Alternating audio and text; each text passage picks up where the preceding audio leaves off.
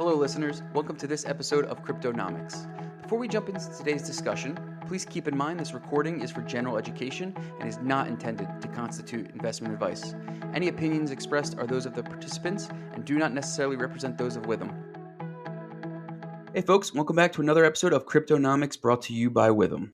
As always, I'm your host, Mark Eckerly, and today I welcome to the show Jeff Rundlet, Head of Accounting Strategy at Cryptio. Welcome to the program today, Jeff. Hey everyone. Thanks, Mark. Thanks for having me. Of course. The one question I ask all of our guests and where I want to start is general intro, but also primarily your crypto journey, right? Everyone found their own rabbit hole experience and kind of what got you into the world of crypto and tell us a little bit about Cryptio. Yeah, sure. I mean, my dream growing up was to be a banker, to go to the big banks. I did go to the big banks, but I stayed in the accounting department. So I jumped around from Nomura, Bank of America, and then I had an opportunity for my entry into crypto to move over to BlockFi, one of the lenders that unfortunately went under. So I went there to build out their product control or accounting space. So I was there for about 2 years. It was a really fun ride. I got to see them grow from, I think, 500 million valuation up to a 4 billion valuation, back down to a zero valuation. So along the way, I saw a lot of extreme growth and just, unraveling of that growth. But, I got to see from the ground level, why we were making or why we were losing, so much money, who the loans were defaulting against. And specifically Three Arrows, one of our biggest counterparties. When that went under, BlockFi was in trouble, and I got to see that, firsthand. Not a lot of people at the company had that transparency, but at that point, I decided it's probably time to move on, and I had an opportunity at Cryptio, which is a SaaS company, to come to the other side to help support companies in something I was building at BlockFi. And what Cryptio is doing is we're a back office operating system for all companies operating in digital assets. So it means multiple things, but really every company in digital assets needs a software to some level. If you're a simple buy and hold, maybe not, but at the same time, at the price points of a buy and hold strategy, it makes complete sense to get in. But most companies are much more complex. They're operationally running with crypto. They have all these different flows. There's all different, as you know, requirements from an accounting regulatory standpoint to track all your crypto. So that's what Cryptio does. We're an operating system, which is what I consider really four different aspects of what we do. It's data aggregation. So we have an in-house data infrastructure where we run nodes, index blockchains, go to the blockchain, grab the balances for any wallets that we have. We also aggregate all data from exchanges and custodians. So what that does is it pulls in all the data into one spot. A lot of people a lot of companies work with multiple liquidity providers, meaning they need to go into different platforms to pull their balances, to get their data, to understand what's happening. Cryptio consolidates that into one area. We're also a controls infrastructure where we've worked with different crypto auditors in building or identifying what the risks are in different companies, crypto companies, and building out different control frameworks for these companies and automating that. The third piece is, the meat and potatoes of what we do is the financial reporting. It is automating all the cost accounting, FIFO by wallet. It is automating the fair value accounting. It's tracking the unit lot levels of every transaction that comes through the life of it, impairment if you're still doing it, and ultimately the financial reporting up until booking the entries into the general ledger. So that's how we're helping companies. We're working with about 450 to 500 different companies. Most of them are enterprise level. The companies that are regulated right now, we're working with, I think, 6 of the companies that have Wells notices. So, when it gets more serious, they usually start looking at Cryptio for the solution because I see us as the end all be all solution for back office digital asset operating systems. And all of those products that you guys are offering to customers, are you guys SOC compliant? We are, yeah. We're SOC 1, SOC 2, Type 2 compliant. We have been for about 2 years now. When we first got on calls, these were the main questions we were getting. Do you have your SOC report? And we've always had our SOC reporting. It started out that we had Type 1, we were working on type 2 at the time, but we've been through so many iterations of this and really just doing deep dives into our SOC reporting to make sure that the coverage is the best in class, because that in essence is what Cryptio is. It's a technology that you could trust. How do you trust it? Based on the SOC reporting. Yeah, and I think that's one of the key distinctions, especially as you guys and other software providers are scaling, right? You're going to get that question from the customer. So getting out in front of that is just paramount in order to continue the growth that you guys are experiencing. I'm Oh, curious, based on all those services, what are some of the biggest differentiators, in your opinion, of your software, of Cryptio software and its offerings compared to its competitors? What makes you guys different? I know personally, to me, the one thing that sticks out to me that you mentioned is the controls piece, right? yep. That program from it's almost, you'd say, built with auditors for auditors, with the peace of mind for companies using your software to understand the risk mapping and the controls environment needed to be audited. Right. And that goes such a long way that I haven't really seen anywhere else. So to me, that's what stands out the most. But I'd be curious what you think as well. What's the biggest differentiator? Yeah, sure. That definitely is one of the main pieces which makes us different. Auditors actually use us. External auditors will use Cryptio to go in and help streamline their audits. So it shows the level of trust that Cryptio has in the industry. It is the whole list of controls, like you mentioned. We're not the best use for maybe the startup or even mid entry level company, because they're not maybe thinking about all the aspects that they should be from a control infrastructure. They maybe don't have as many transactions, but once they get serious enough, once they start taking their financials extremely serious or are being audited, thinking about going public, being regulated, that's when Cryptio really shines. And we shine because of that aspect. We also shine because of scalability. A lot of companies in our industry really struggle to work with the scalability. Like one of our clients, I'm not going to name any names during the podcast, but one of the clients has close to 120 million transactions per year. That's a lot of transactions to keep track of at a very granular level, where you need to do like FIFO by wallet, cost accounting, for example. So scalability is where we really stepped aside. So if a company, let's say they have 2 million transactions and they're going to 10, that's when we'll come in. That's when we'll win the bid with that client, Mhm. or that's when we will work best with that client in making sure that they're future proofing their infrastructure best as possible. We also work really well with the regulated industry. We're thinking very seriously about regulations like VARA, like MiCA. We're working with companies that need to comply with SAB 121.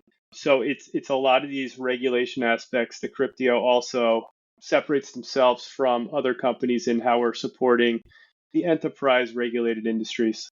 And that scalability component, how many different tokens do you guys support, and how many chains do you guys support? Tokens, So the sky's the limit. numbers changing every day, I'm sure, right? I'd say sky's the limit. I mean, we work with wallet providers, we work with dexes. I think it's in the tens of thousands of tokens that we support. Blockchains, we support probably 60 to 70 blockchains. What we do is we don't go for quantity of blockchains supported. We go for quality of blockchain supported. And what that means is we could go out there tomorrow, hire a third party data provider, and say we have coverage for another 40 blockchains overnight. But that's not how we do things. We want to make sure that we have the complete and accurate coverage of that data. We want to take the time to index these blockchains, own the data ourselves. So if there is a problem with the data, we could work with the client in fixing that data. Because if not, you're relying on the third party data provider, and that third party data provider probably hasn't built their data infrastructure from the mindset of doing tax and accounting. So that's how we've built and the support, where we also have the view of working with 450 great companies. What blockchains are actually important and what direction should we be going? Because if they're operating on these blockchains, we should have interest in that. If not, there's startups doing great things on obscure blockchains. That's not where we're gonna do best. We're gonna do best with, where the mainstream is going, where these big companies are working with what blockchains they're finding interesting. So that's how we're moving ahead. And I think that is critical to the growth, right? Like you said, you can go overnight and scale up quickly, but it wouldn't be to the quality and level that Cryptio maintains and wants to maintain going forward, right? So you guys are That's right. conscious of what chains we're choosing, where we're growing, where we're projecting our efforts towards, and what makes the most sense to sustain that growth. Which I think is a good segue to one of my next questions I wanted to get to of overall just managing a crypto software cannot be an easy job, right? Just based on where the market's going, how quickly technology is changing. I'm curious just to pick your brain on how does the company keep up with the ever changing landscape of crypto itself, and making sure you're providing the most relevant products to the market. Yeah, sure. I'd like to just go back to it's our client base. It's these big, very important companies in the ecosystem. It is working with them that we've onboarded with them because of our capabilities, but it's maybe something that they're building, it's something that they're going into that they raise our awareness for, where we could then put that on our roadmap. If we just stuck our finger in the air and made assumptions of saying we think this is going to be the next biggest thing, it might not really work well. Like if we, went all in on NFTs without really seeing, NFTs clients come on, NFT clients do well financially, we'd probably be in a worse spot now where we put all our eggs in our basket into NFT adoption. But we didn't. We've seen where the market's going, and a lot of that's driven from the clients that we have.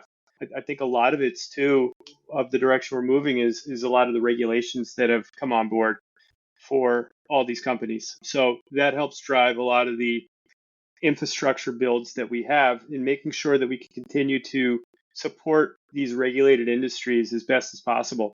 Now, where we don't support it extremely well right now, but it's considering the fiat aspects as well, because a lot of these regulated industries, they work a lot with fiat, and in order to do the reporting, for the reg reporting needs, it's possibly integrating into fiat one day. Getting integrations into the bank accounts, having reconciliations into these bank accounts. That's down the road. We want to stay laser focused on what we do best. But, as these companies come out with bigger needs, instead of having multiple SaaS platforms that are helping them support these needs where they're combining all the different data and reporting, will ultimately be the end all be all source for these regulated industries and supporting all aspects of their reporting needs. Yeah, and I think that's great to have on the roadmap, right? Because I think all of us are so inundated with different softwares and I got to go here for this, there for that. So kind of having that one-stop shop of Hmm. everything being fully integrated and seeing a one-picture portfolio of, okay, how's the financial position of my company doing? And it's log into Cryptio. But I mean, looking at today's software package, how is the integration looking to ERP systems, right? So I almost want to simplify it to our listeners of how easy does Cryptio speak to your current ERP system? Yes, that's a good question because we started off by saying we're a subledger. We're what sits before the general ledger. Now, the main integration between the two systems that we have right now is communicating the chart of accounts. It's making sure Cryptio fully understands the chart of accounts within the ERP. So all the mapping, all the rules, all the brains of how these different transactions get into the general ledger can live within Cryptio. Now, at first, we thought moving a transaction level detail into the general ledger would be helpful. It's become less impactful, as these companies really scale and grow and have a lot of transactions. Ultimately, building a batch reporting is on our roadmap, but it's not an immediate need because the ability to run journal entries out of Cryptio and upload them into your ERP's journal upload tool, it'll take a minute out of your accounting team's day.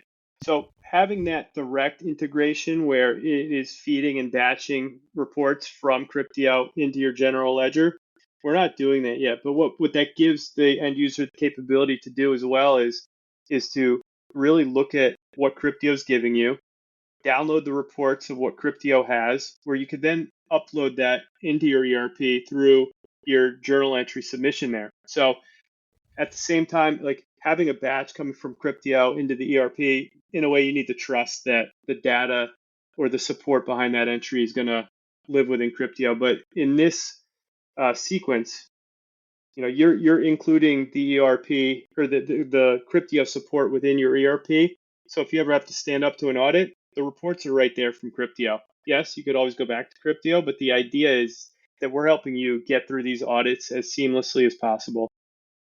So when you at the click of a couple buttons and in that 1 minute time frame is that batch, that attachment similar to an invoice for a vendor, right? All of that is grouped in that journal entry already for whatever is being recorded. So it's like Yeah, you said, all living in QuickBooks or NetSuite or Xero, whatever your ERP is, but all of that is seamless to the user. that's right. Yeah, it all starts with the onboarding of the transactions. The transactions have different rules based on where it's coming from, going to the different sources, the different labels, which basically categorize the transaction and what it's doing.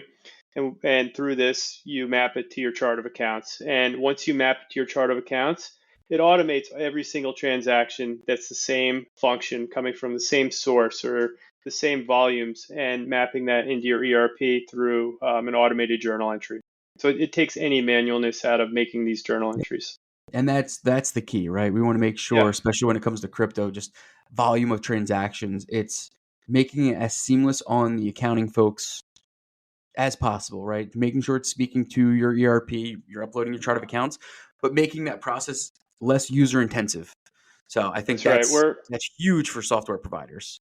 We're giving the accounting and finance treasury teams the ability to step back and do more analytical work as opposed to the busy work, as opposed to figuring out where they fat fingered a number in the journal entry or where they debited or credited mismatched, a debit or credit, totally blowing out their trial balance. Where you could expect and understand what Cryptio is doing and you could get full transparency into what happened. Yep. Okay. Now, kind of looking ahead, so here we are in November 2024. Looking out into 2025, what do you foresee as potential challenges facing Cryptio and the rest of the crypto accounting industry just going forward, looking into next year? I think it's going to be like, as we can see right now, it seems like crypto is really getting some mainstream adoption. It seems like a lot of these companies that maybe companies or people or the public or the governments thought would be a joke are very serious now. So I think what we're going to see are increased regulations, increased clarity into what's needed. Yeah, that's from right now seems like there's regulation from behind. They'll tell you what you didn't do instead of providing clear path forward. I think we're going to get a better clear path forward so companies know what to do. Once they know what to do, it's our job to help automate these controls or reporting requirements that they need to do, or helping them with segregation of assets or clustering, et cetera. So I think there's going to be a lot of change in, especially in the US, the regulations. I think other nations have done a better job. I mean, I spoke about Vara and Mika before. That's a great start. There's probably a lot of reiterations to go and understanding of like what that end reporting looks like and what it looks like from a streamlined perspective for these companies. I think as we go through, I think a lot of the technologies that are going to be built, meaning different blockchains, L1s, L2s, I think we've been through a lot of the learning curve there. I don't think it's going to be a huge blockade moving forward. I think we also have set in place, some really solid foundations of what's going to be used going forward. Does that mean, a newcomer is going to come that won't, dominate the space? No, but figuring it out quickly won't be hard either. So I think that on top of that, it is, working with companies now that they have 120 million transactions per year. What happens when that goes to 5 billion transactions per year, which is very possible, in 10 years when like a DEX is the main source of everyone doing their trading because they're now comfortable with the Web3 activities. They're Mhm. comfortable going on to a Uniswap versus a Coinbase and dealing with these sheer transactional volumes that are happening on chain and being able to make sure that the technologies you've built now are going to be scalable for the extreme future. So I think that is the other level, and then just the complexities of, I think companies are constantly going to help try to figure out where companies can build yield with assets that they have, different types of DeFi activities. right now staking is not an easy thing to solve. We're starting to see a lot more need for staking, so we're putting a lot more resources to that.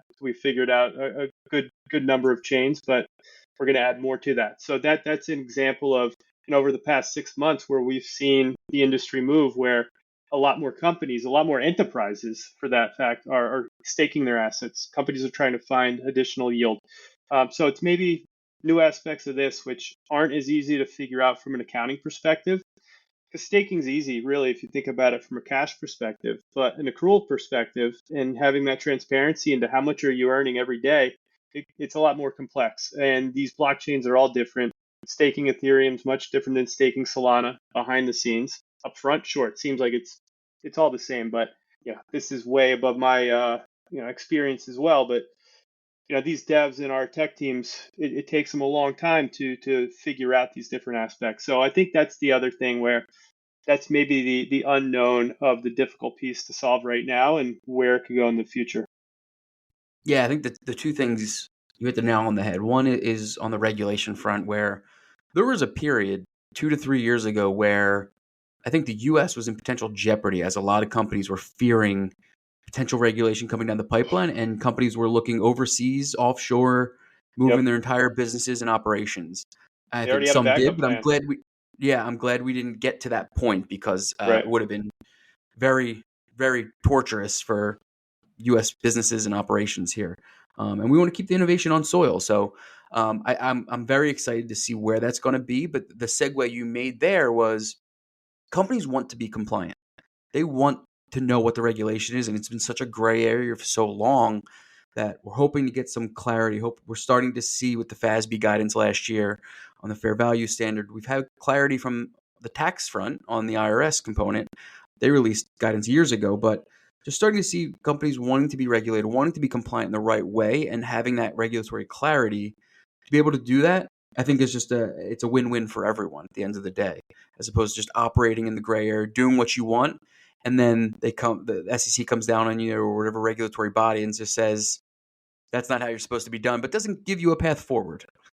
Yeah, Um, that's a great point, because there has been great advancement, especially from the FASB, where they moved extremely fast. They heard mhm. the public loud and clear on what they wanted. For tax, I think it's super helpful as well. Hearing that there's two really acceptable ways to do your tax accounting, FIFO by wallet or Spec ID. So there has been great moves, and that's where we're doing a lot of work on that stuff too, because all of our clients need to adhere to all these standards. So they look to us for the solutions. They don't try to figure them out themselves. So yeah, that as soon as we see changes in these regulations, we're just go and trying to solve it. Yep. Yeah, it's all about that fast mover advantage. So I guess my last question, I just wanted to pick your brain on advice to companies, advice to CFOs or CEOs who are either getting into digital assets and moving it onto the balance sheet, or thinking about it. What would you recommend, just being in the space for a while, understanding some of the complexities working with companies, right? Onboarding a software provider. When does it make sense to do that as you continue to scale up? Just curious your thoughts on where companies are going to be moving towards, especially with where we are today, with prices kind of just continuing to go up today. So hopefully it stays that way. But I think that's going to help draw more and more mainstream folks into the space that aren't traditionally understanding of how do digital assets work, what is blockchain technology, kind of that crypto 101 level stuff, where more and more companies are putting it on the balance sheet just as an investment. Like you mentioned Yeah, yield earlier. So I think yeah, that's going to be a big use case as companies kind of transition maybe out of your traditional investments, your securities, maybe throwing some of that into a Bitcoin or an Ethereum for investment purposes. yeah. So starting with companies that don't have crypto on their balance sheet, I think Michael Saylor, everyone thought he was crazy back in the day. Everyone thought he was a dreamer.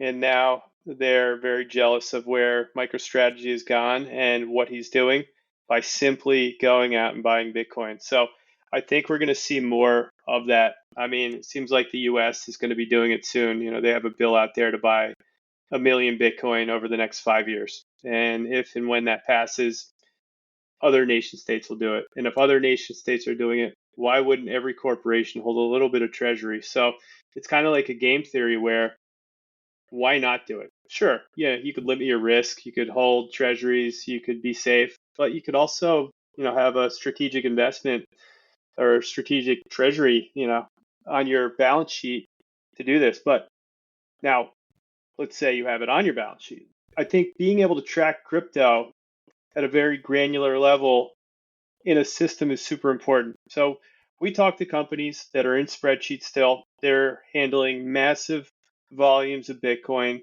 The infrastructure is fairly simple, like, for example, mining companies, where they're earning rewards, where they're sending these rewards and they're cashing them out or they're holding them.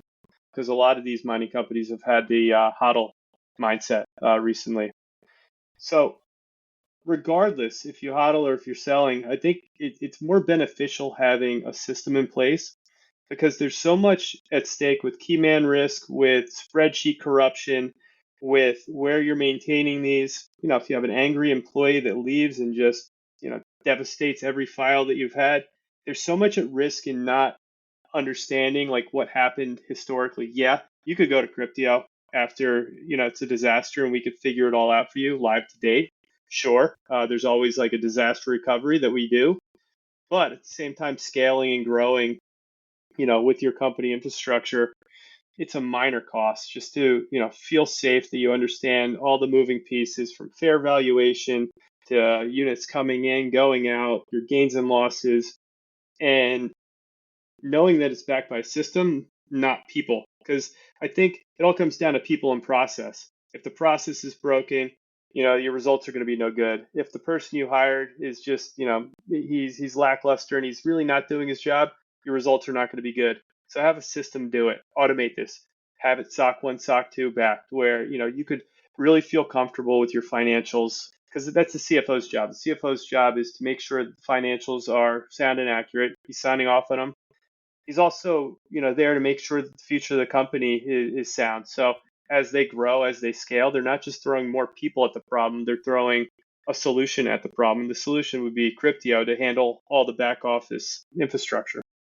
Yeah, and I think we're going to continue to see more and more. So understanding, right, doing a little education and understanding how risky this potential asset class is, because, like you said, they're understanding infrastructure of a wallet, right? Do you want single sign-on? Do you want single user? Do you want 2FA? All of these little questions you want to make sure you have hashed out before you onboard any type of provider, any type of digital asset onto your balance sheet. Just making sure you have the right roadmap. Because like I said, I potentially foresee more and more companies just taking that avenue, following the Michael Saylors of the world. Not as much, but just wishing and hoping and trying to play a little catch up. Yeah, there are a lot of them out there. And I think if they haven't already, they're going to start thinking about it. Yep. Well, Jeff, that wraps up today's episode. It was a pleasure catching up today. I appreciate you joining us. Where can listeners go to learn more about yourself as well as Cryptio? Go to cryptio.co, CRIPTIO.co. We have blogs up there. There's tons of content around, what I've talked about, companies we work with, things we're doing. Probably the best spot. Myself, I try to give some decent thought leadership on LinkedIn. But again, a lot of that translates over to what's already on Cryptio. Yeah, and I definitely want to say it's definitely worthwhile to listeners to check out all the technical accounting memos and research that you and the team have done on stable coins, on the new fair value standard, really anything that's a hot topic that listeners and folks need to know. You guys are really on the forefront of that. So I highly recommend folks checking that out. A lot of that technical analysis that you guys are doing has been great for the market.